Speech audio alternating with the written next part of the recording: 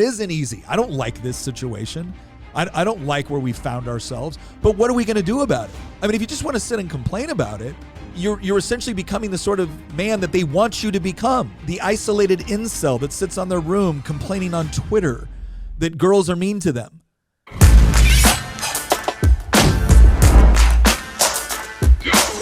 All right, Dad's back for another episode, and I'm extremely excited today because, man, I have just been going through all of your Instagram content, your YouTube content, and you're like probably my favorite guy right now in terms of putting out things. And I just got to say, I love the fact that you still live in a country that can elect you, because here in Canada, there'd be no way. And so I'm extremely excited to have you on. Thank you for coming on. Pierre's pretty good, right? What's that? Pierre's pretty good, right?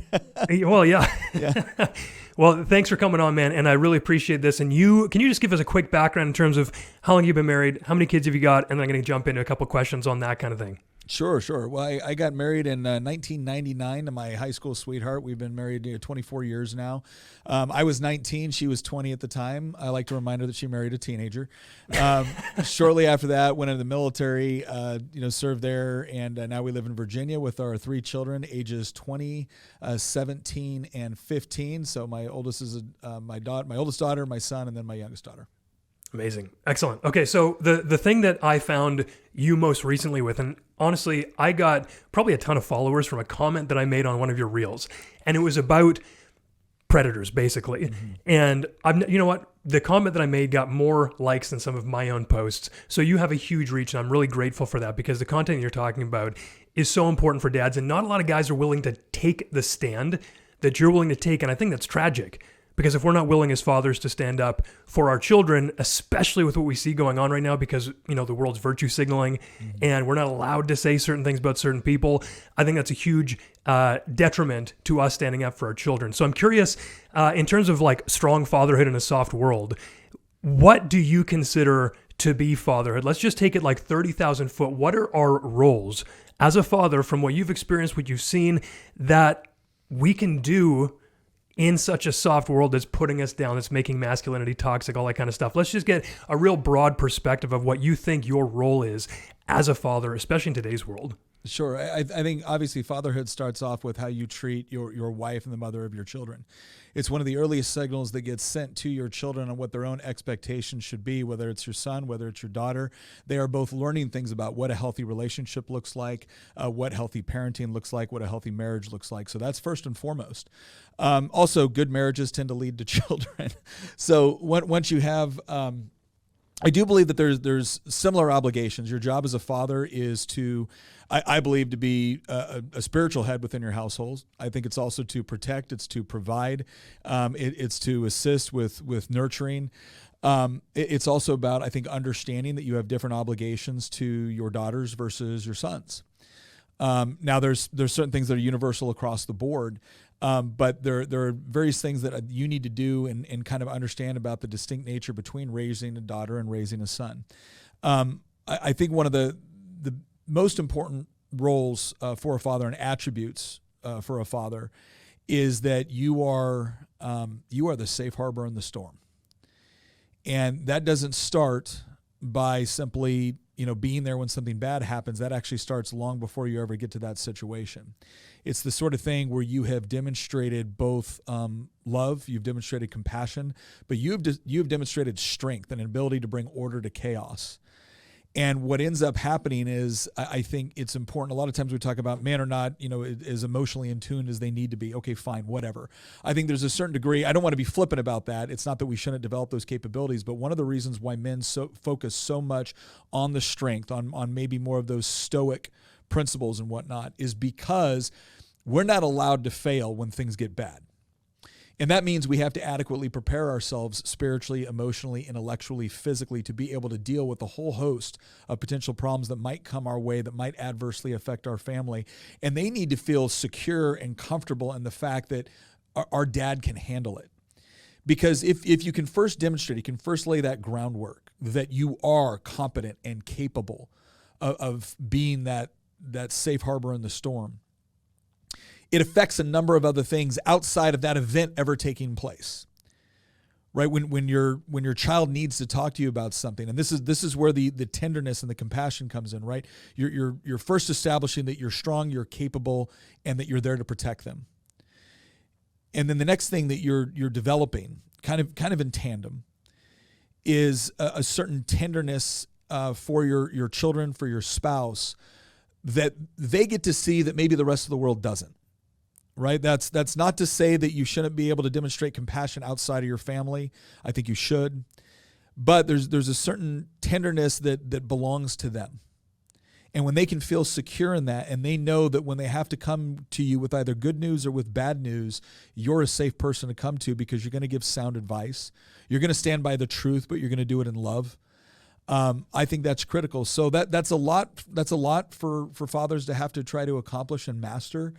But I think the harder that we work toward achieving that spiritual, emotional, physical, professional competence, we end up being the sort of husbands, we end up being the sort of fathers that their wives love and admire, and that their children look up to and either aspire to be like, or maybe in the case of your daughter, aspire to find a husband which shares those sorts of attributes that she grew up with that made her feel safe, loved, and respected. Man, and that is such a wonderfully succinct way to put it. And at some point, I'm going like, yes, obviously, and that's not obvious anymore. And I'm curious what you think is going on, because that's not obvious. That's not what I learned. I didn't learn very much. I mean, a lot of us grew up without fathers who were leading us in that, and I had to learn this the hard way that, personally almost cost me everything. But why is this so hard these days? Is it a cultural thing? Is it a lack of fathers? Is it something else? Like, what do you see being the problem that is getting in the way of what should be so obvious for men? I think that is a very complex question. If I wanted to try to simplify it, I would say that I think what you said before about we have more and more people within society growing up without strong fathers in the household, or without any father at all, period. And then we have a lot of other fathers that seem to be confused about what their proper role is within society. And I think a lot of that does have to do with culture. I think that when we abandon certain norms, like, so for me, my Christian faith is very important to me. It provides a blueprint for what my responsibilities are as a husband and a father. Now, that obviously there's things that aren't specifically addressed, maybe like scripturally or whatnot, but it can be inferred based off of what my baseline responsibilities are. But I think we have more and more men that are either growing up without those sorts of convictions. Well, okay, if you're not going to get the conviction there, where are you going to get it from?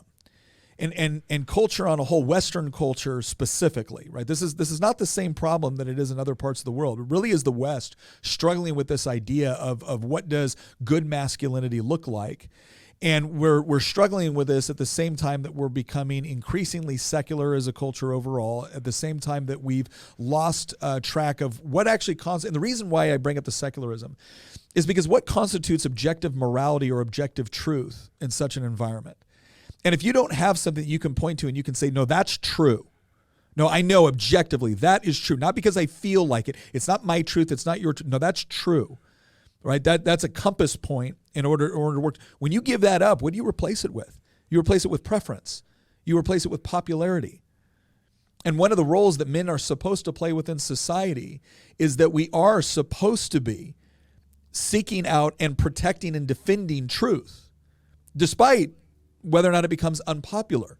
Mm-hmm. One of the problems that you see within a society that is struggling with all this identity crisis is, I think, because when you have so many fathers that are either not in the home, or they are in the home, but they don't play a leadership role with respect to their family, with respect to their children, your kids are now they're looking for that harbor in the storm. Life's going to throw a lot of curveballs at you. They are sitting there looking for instruction, and they will glean what they can through observation. But if you're not providing instruction, that doesn't mean nobody is. It's just, It's going to be somebody that probably doesn't care about your kids as much as you do. And I think a lot of men right now are forced into this cultural situation where it's, well, no, it's our time to just kind of sit back, because after all, we're responsible for most of the world's problems throughout history. And, my gosh, we've just felt, and I feel so bad about, shut up. Are men responsible for a lot of problems throughout history? Yes. But men are also responsible for a lot of the solutions throughout history. And so maybe what we learn from this is not man bad. Maybe what we learn is masculinity, just like femininity, has certain attributes associated with it. Now, the attributes commonly associated with things like masculinity have to do with things like competitiveness, aggression, a capacity for violence. Those things have negative outworkings and they have positive outworkings. So the attributes exist. They can be used for good, they can be used for evil. The question is, what are you using them for? What are you developing and what are you using them for? And then what are you teaching other people with respect to how they should be used? And so I think some of this, I just, so much of it, I just want to look at men and be like, dude, just snap out of it, right? You don't, I'm sorry, look at all of human history. You don't have to put up with this narrative that you're supposed to sit over in the corner, just paying penance for things that you might not have ever done. You are supposed to stand up and lead. If you don't feel confident in that, well, then work on improving yourself so you can feel confident for it. It's perfectly reasonable for a man that isn't displaying the positive attributes associated with masculinity to feel like something is wrong, because guess what? It is. But what you don't get to do is then look at everything else in the world and be like, well, I guess my job is to just sit here. No, it isn't.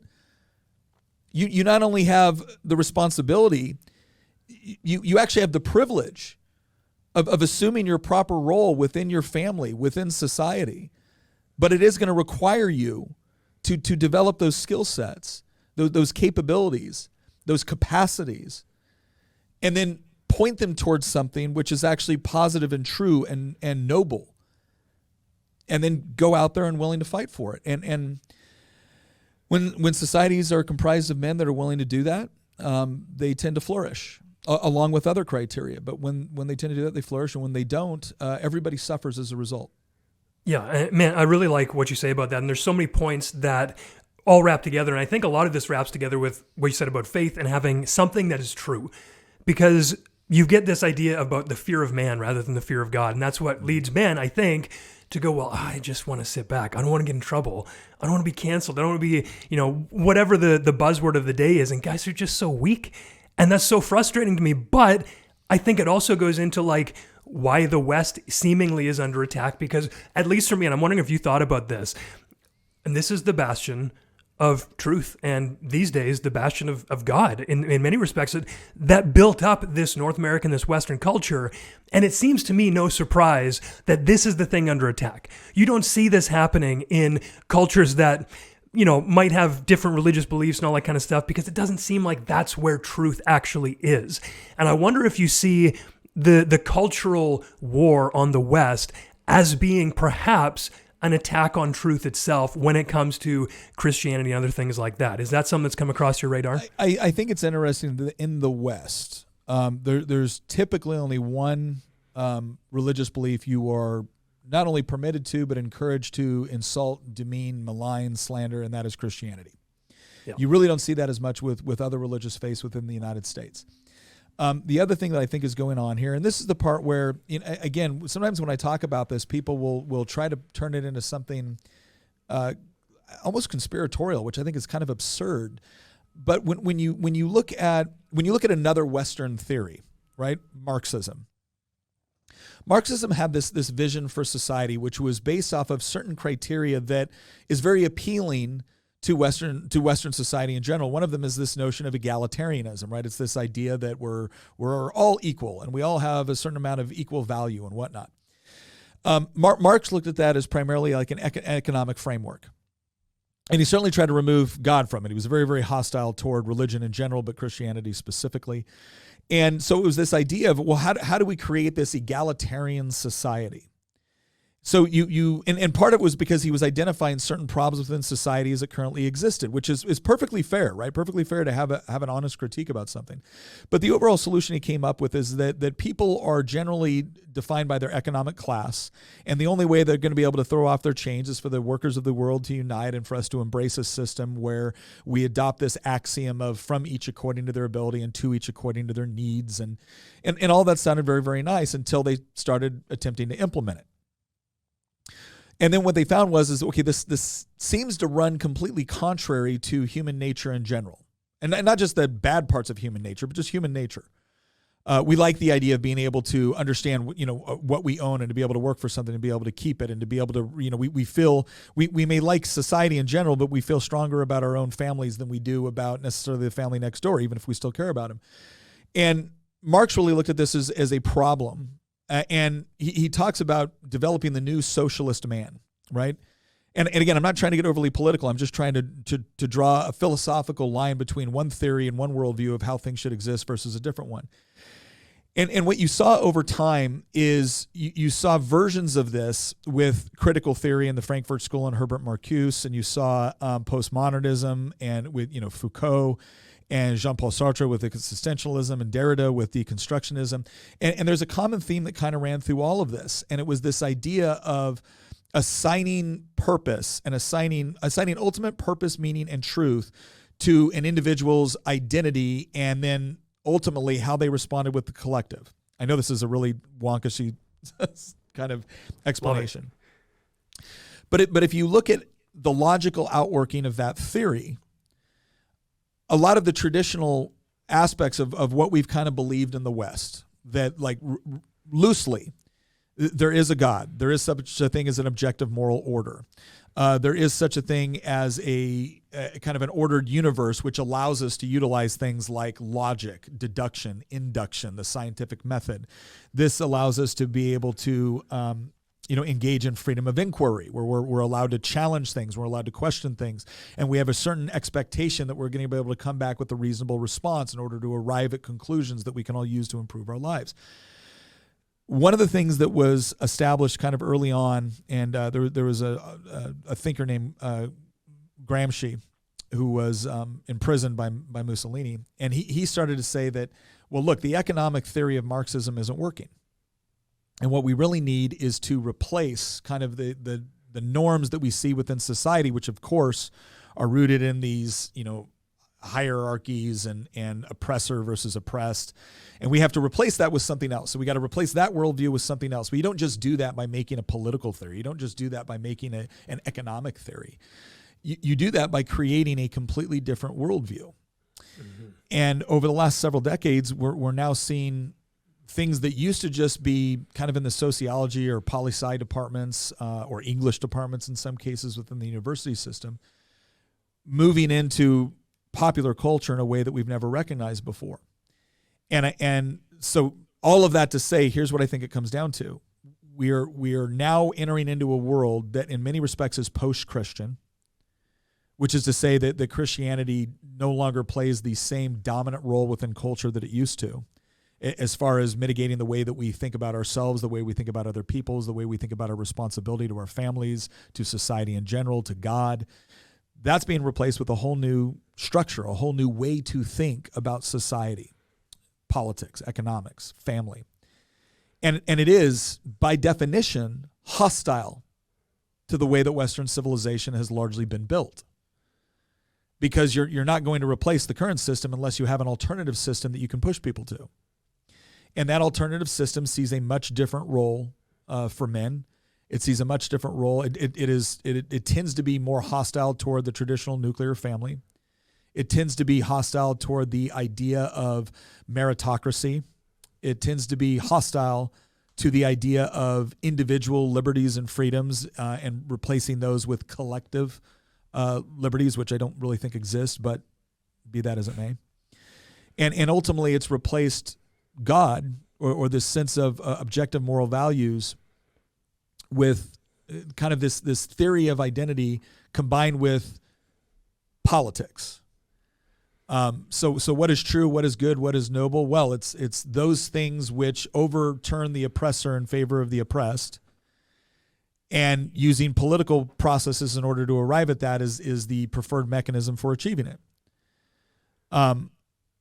So the reason why I go through the trouble of explaining all of that, or at least giving you my explanation of all that, is because I think if we don't properly understand that this didn't start yesterday, this is not just because if you haven't been paying attention, this looks nuts.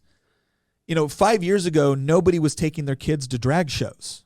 That was not a thing. Right. I didn't care where you were on the political spectrum. That just wasn't a thing. 5 years ago, we were not arguing about books containing openly pornographic images being in our kids' schools. That was not a thing, and now it is. And toxic masculinity wasn't a thing to define masculinity more as broadly as it currently does, and now it is.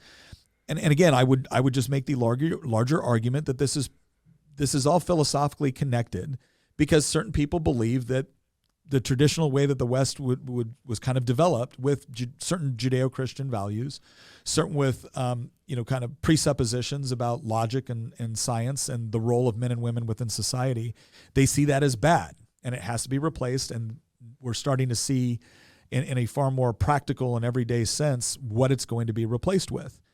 And so men are going to have to look at this and decide, well, is that what you want? Do you agree with this? I personally don't. And so I see my job as not only to protect and provide for my family and to raise my children in the way that I think is appropriate, but also take that additional step to make the argument for why no. For all the flaws that we see with respect to the U.S. history or the history of the West in general, there are certain precepts, notions, and ideas which are true and noble and I believe beautiful and worth fighting for. And one of the things that I think has been ripped away from men is this idea that everything that we thought was worth fighting for at one point, we're now being told is bad and evil and we need to turn from it. And if you want to create a generation of men that just feel absolutely lost, rob them of their history and purpose at the same time. So that's where I think it's incumbent upon all of us to stand up for those things, to fully acknowledge where things have gone wrong and where we have done things inappropriately or where men can improve, but by no means to give up the fundamental premise upon which I think our society has been built.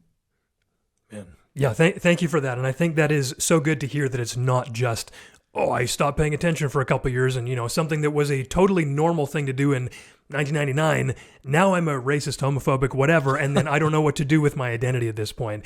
Yeah. I'm curious, from all of that, I can only imagine guys are like, well, now what then? Like, if this is just going on for decades, how do you not be a doomer? Yeah. And how do you do something about it? Like, I've got some ideas that I'm trying to do, but I mean, you're in the forefront of this. What are you telling men to do about this so that they don't just like pack it in even more? Sure. We have this conversation a lot on our podcast. And one of the things I really focus on men whenever they start to go down this path of like kind of the doom and gloom thing is, by all means, be frustrated, be angry, be upset about what's going on, but tough. Seriously, I don't know.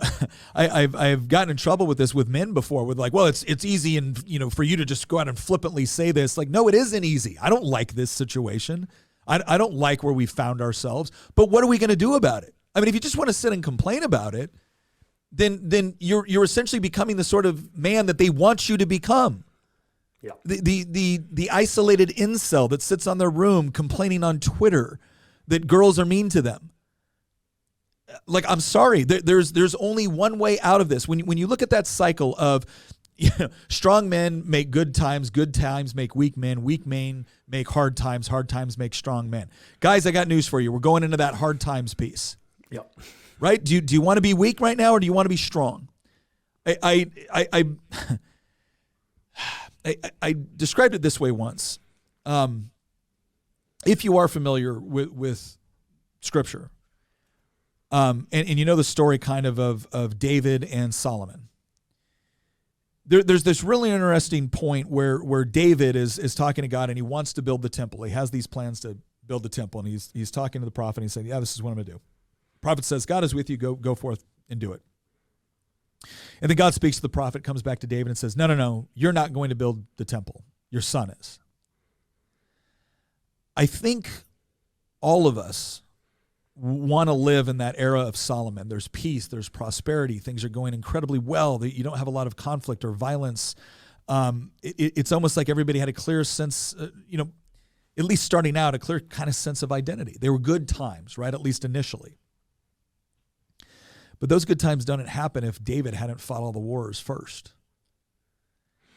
And so I think in many respects we've seen what good times look like and we want to desperately hold on to them. And I think it's about time we understand that more is going to be required of us. And rather than looking on that with some sort of kind of hopeless nostalgia, we need to start preparing ourselves that, no, we get to be the strong men in the weak times that will build the good ones, but only if we're willing to. Right? Yeah. This idea that it's a foregone conclusion that bad times will create strong men. No. That's what you hope will happen. That's what the men of those times chose to be. And so now we got a question to ask ourselves. Are we going to be those men? And I hope the answer is yes. But here's what I'll tell you. I don't care what anybody else's answer is. I already know what mine is. That's my choice. Nobody gets to take it from me. It's my choice. It's my responsibility. I choose to assume my responsibility within the times that I'm born and the times that I live. And more, I think that's what men need to understand. You can look at a number of things outside of your control, and you can be frustrated by it. Or you can focus on the things that you do control, and you can do something about it. And I would suggest that's where you need to spend the vast majority of your time.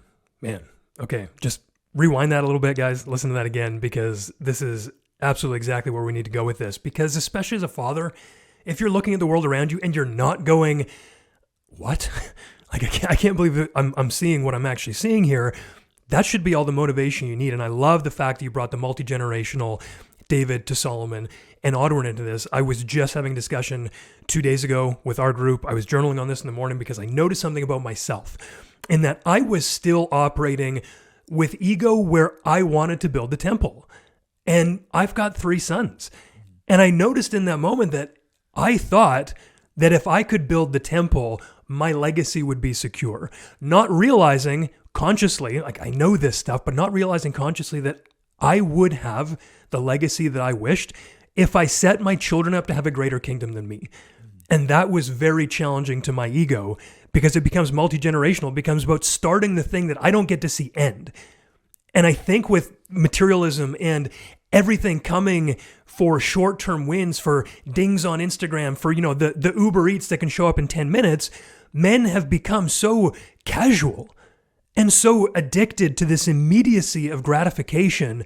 And that's not what life is about. That's not what manhood is about. That's not what any of these things are about. As a leader, I was just really struck the other day about exactly what you're saying is, if my son, especially my oldest, for me, if he's not ready to take the crown from me without regicide, I will have failed. And man, that just cut to my core.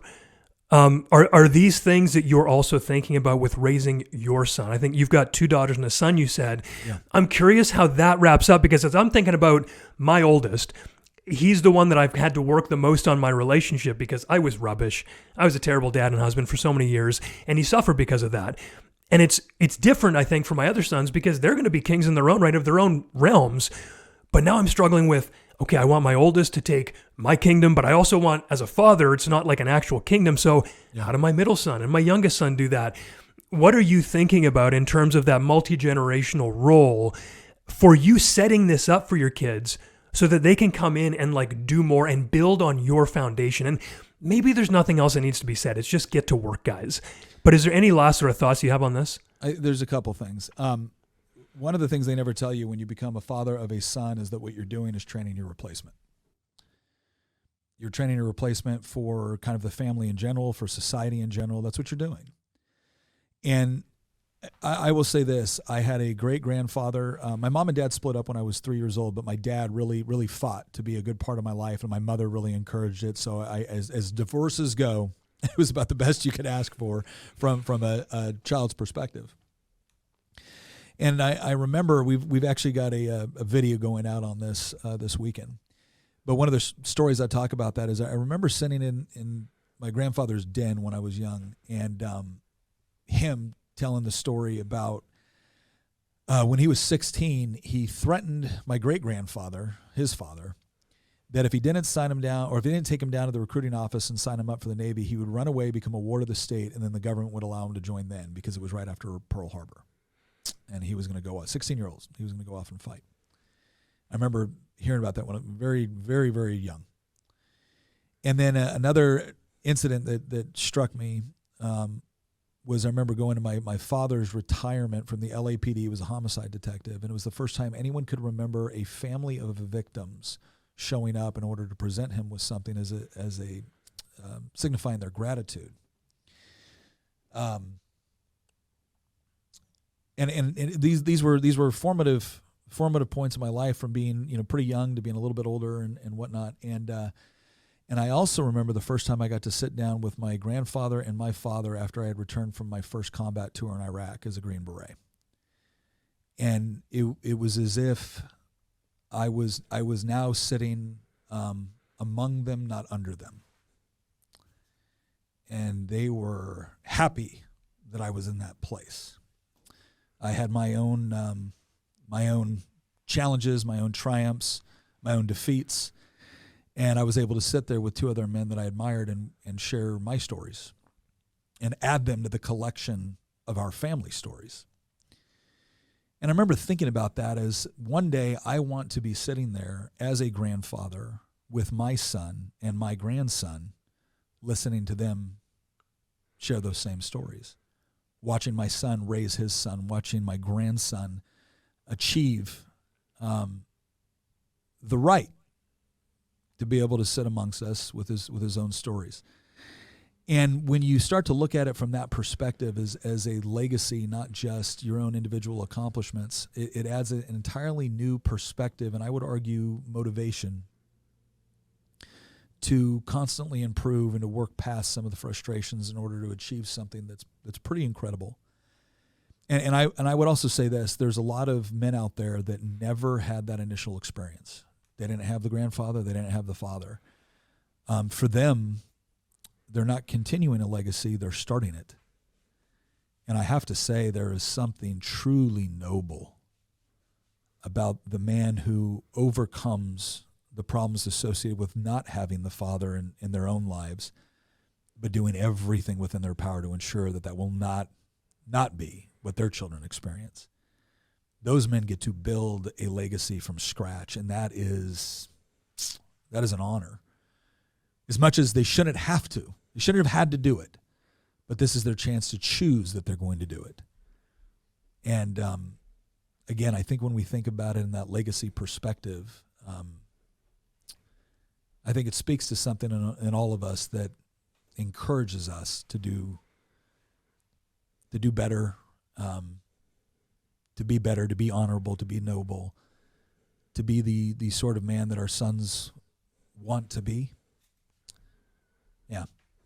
Yeah, man. And I just want to, for the guys listening, the culture is so strong right now. You don't need to fight against the instincts that tell you what Nick just said was right. I think in a man's heart who's gone either sat with his grandfather and his father, or who hasn't, there's something in there that you can probably tell is right. And I want to tell you, man listening, that you don't have to crush that as being toxically masculine to show up in today's world. You instead ought be pointing towards what is right rather than what is expedient. But I think a couple of things that you just mentioned there's this idea of fault versus responsibility. If you're the man, because so many of the guys listening to the show I know are the type of man who are starting fresh. They're the ones who are building the first domino against whom everyone else is going to lean. That might not be your fault, like Nick just said, but it is absolutely your responsibility to be that man for the other people, because you will otherwise pass the same pain that you have down to your children. And for me, that's unacceptable. That's why I'm doing this for my family.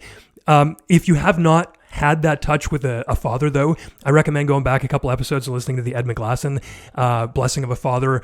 God the Father can give that to you, just so you guys know.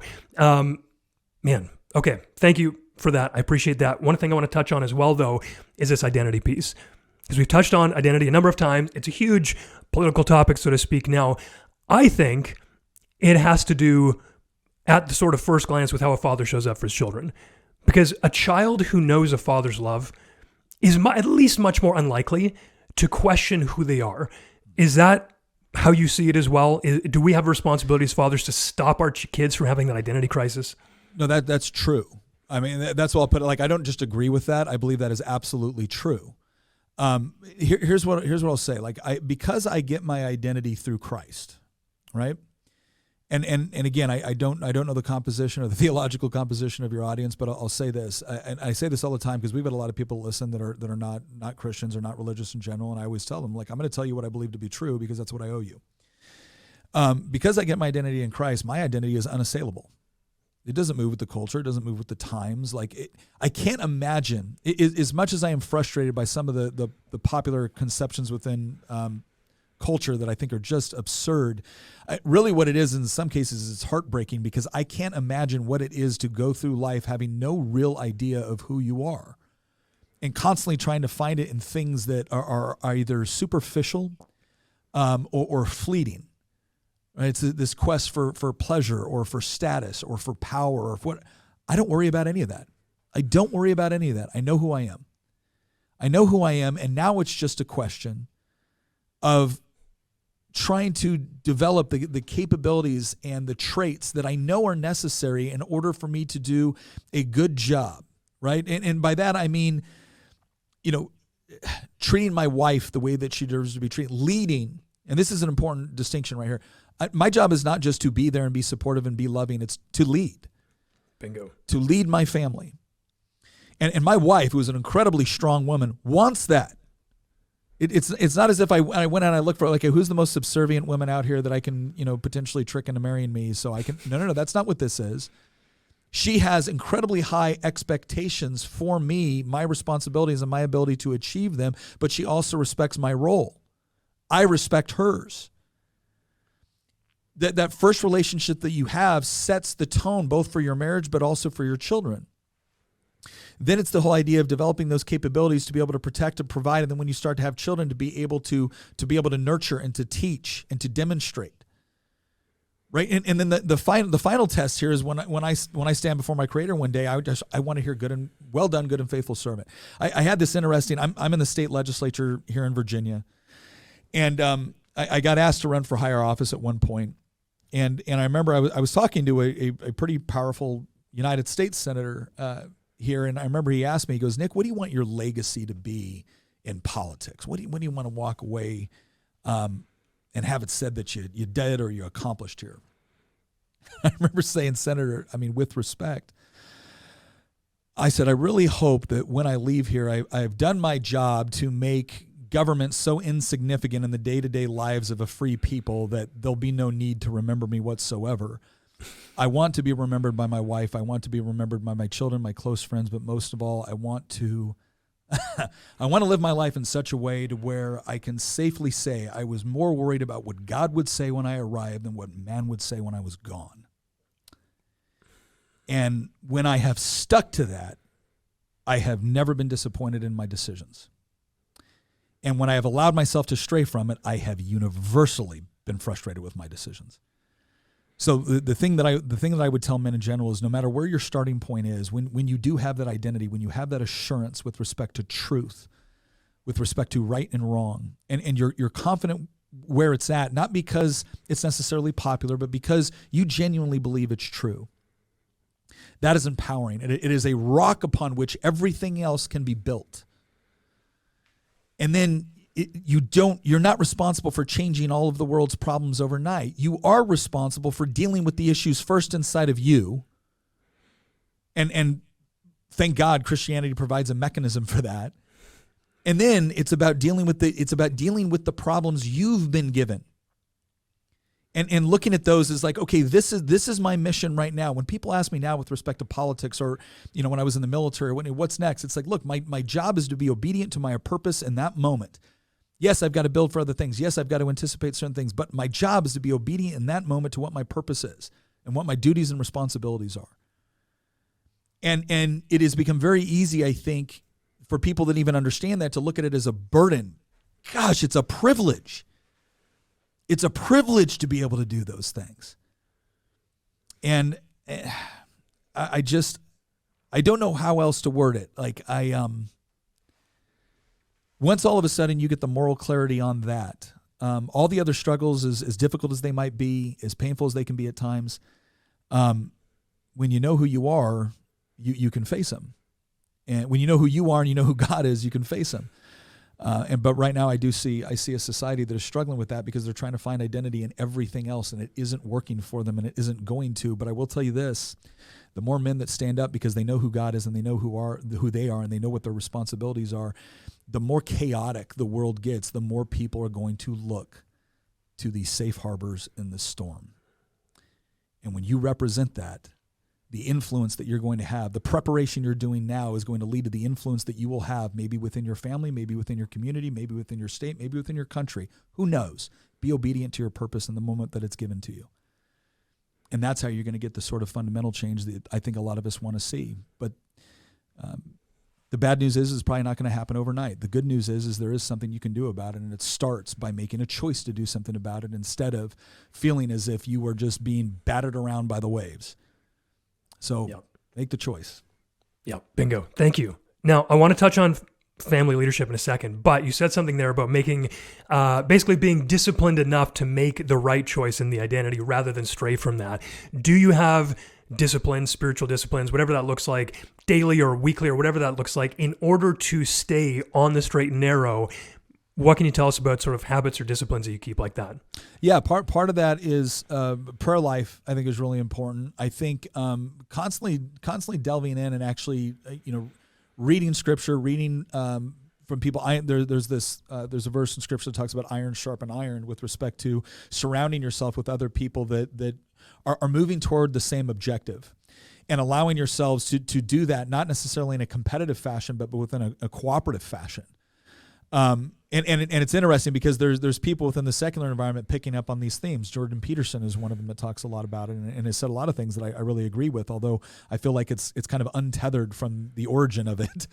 But it is this idea of surrounding yourself with like-minded people that are moving towards similar goals, where you guys actually relish in each other's success and you help each other through the struggles. But they've got to have a similar worldview and a similar ultimate goal. Otherwise, it becomes easy to be distracted.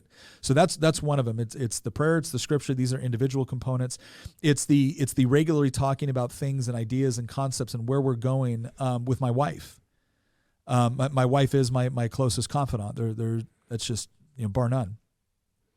So that's the individual component. Then there's the immediate component with your wife, with your kids, and then there's finding that other people, those other men within your life with similar objectives.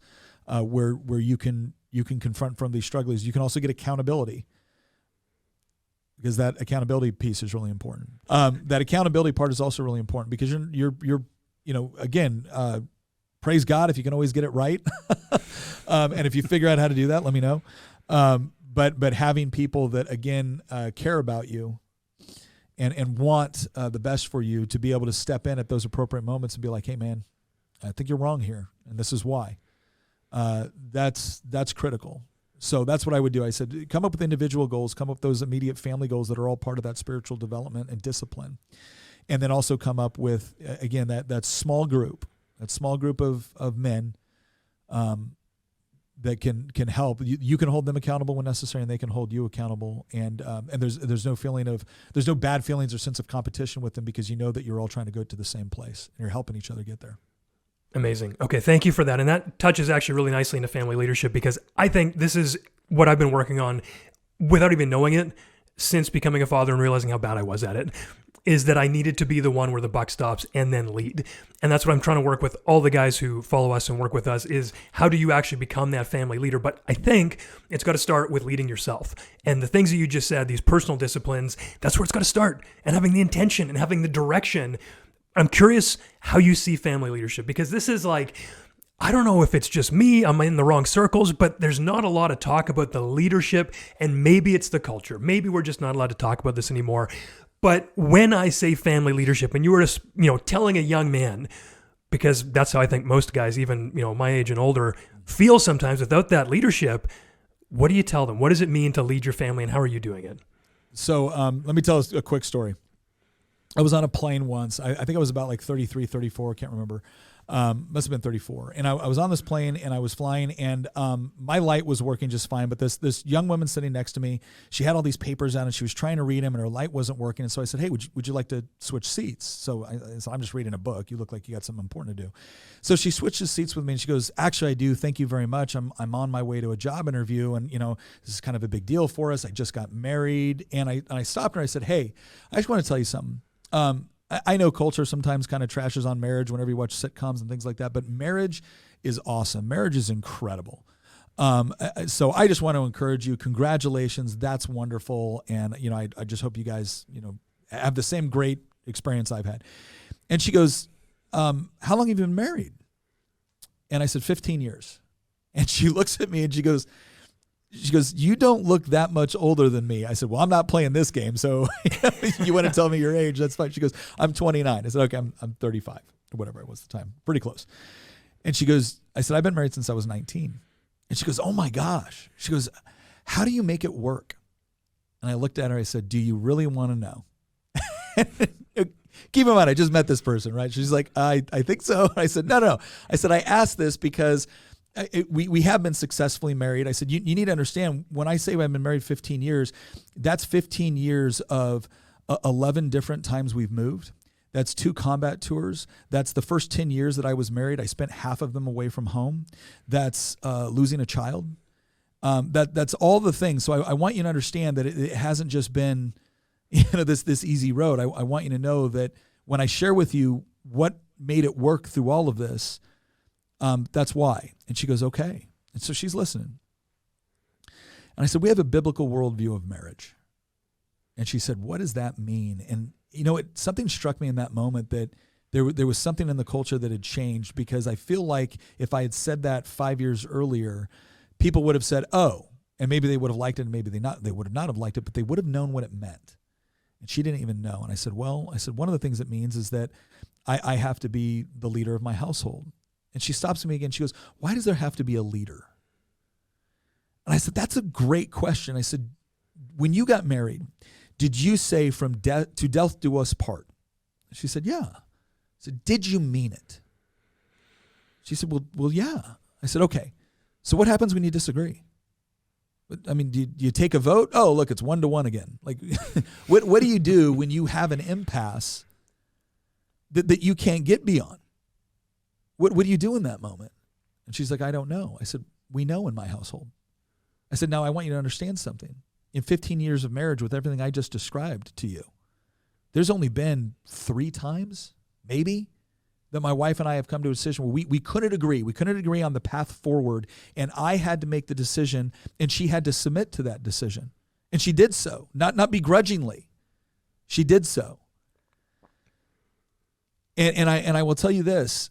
She did it because the biblical version of the husband or the father leading the family is not the caricature that you see within popular culture. Yes, she has an obligation that when we cannot arrive at the same conclusion about something, she has to follow me, but I have to be worthy of that. It's not tyrannical. It's not my word goes. The moment I say something which violates Scripture, she can always point to it and say, no, this is the standard by which your leadership has real authority. But in that situation where we can't point to something we don't know and it's uncertain, I have the obligation to make the decision. And what that means is that the moment I married her, her needs, well-being, all of that, her physical safety now supersedes my own, up to and including my life for hers. That's what it means. And she knows that I know that's what it means. So this is not just this is not some sort of privileged position in the sense that now whatever I say goes and you just have to submit to it. There's still a standard by which my judgment can be judged. But she also knows that I make those decisions when they have to be made with her best interest in mind, with the best interest of my family in mind, even if it means my detriment. And over time, because we have developed confidence in this, not because I've always made the right decisions, but because we have matured and we've grown together, and she now feels confident when I make that decision, it really is because I believe it's what's best for her and our kids. She doesn't submit begrudgingly. And now we know we have a process. There is no such thing in our marriage of a problem that we don't have a process for arriving at a solution that we are both going to then embark on together. I said, and again, in the vast 15 years with everything I just described, there's only been maybe three cases where that's happened. Every other case, we have sat down, we have prayed about it together, we've thought about it together, we've discussed it together, and we usually come up with either she was right or I was right, or there was some sort of compromise that we both agreed to. But we never have to worry about what's going to happen if for some reason we don't agree. I will bear the burden of that responsibility. And I think that's what it means to biblically lead within your home, is to, yes. Now here's the other thing I will tell you. And this was something that it took a long time for me to truly embrace. There's a spiritual component to that leadership. And I've seen men, and I've certainly been at times in my thing where I'm like, you know what? I don't feel I'm at a point right now where I am worthy of the leadership responsibilities that I've been given. That does not absolve you of your responsibility to lead.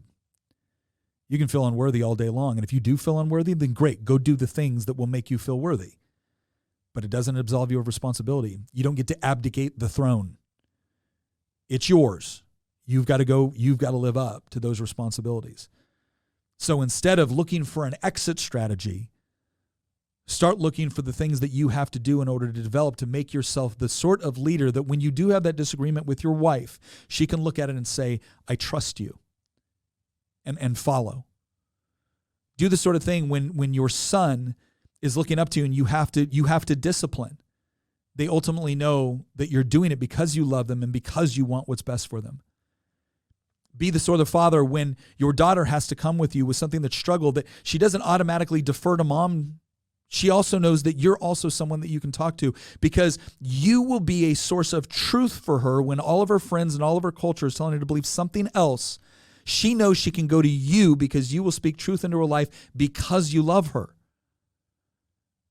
And so that's the mission. And I will tell you again, we sometimes talk about it in this language that seems burdensome or focused on the responsibility component, and that's certainly important, but I cannot tell you what an incredible privilege it is, what an honor it is to have your wife look at you and say, honey, I don't know about this, but I do know this much. I trust and I love you, and I will follow.